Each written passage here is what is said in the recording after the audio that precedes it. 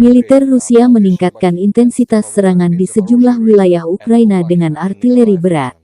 Angkatan Darat dan Udara Rusia mengincar fasilitas militer dan gudang amunisi Angkatan Bersenjata Ukraina. 4 pos komando dan kontrol Batalion Brigadi Mekanik ke-54 dan Tank ke-17, Brigadi Pertahanan Teritorial ke-107 di dekat Novomihailovka, Zaitsevo dan Seves, Republik Rakyat Donetsk, serta Brigadi Mekanik ke-65 Angkatan Bersenjata Ukraina di dekat Malieshcherbaki, wilayah Zaporozhye dihancurkan, kata juru bicara militer Rusia Letnan Jenderal Igor Konasenkov, tanggal 27 Juli.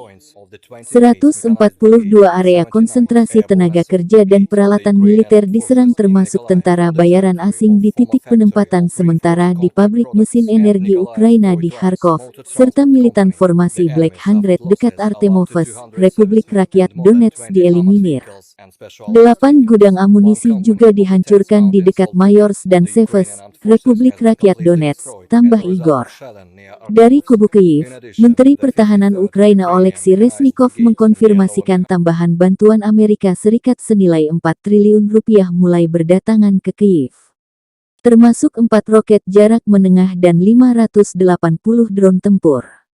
Terima kasih seluruh negara sahabat, kami juga mendapat garansi partner kami akan terus memberi bantuan mengusir penjajah, kata Reznikov. Kemenhan Ukraina juga merilis data 200 prajurit Rusia meninggal dalam sehari terakhir. Total 40.070 tentara Rusia dan sekutu meninggal sejak awal konflik hingga hari 154.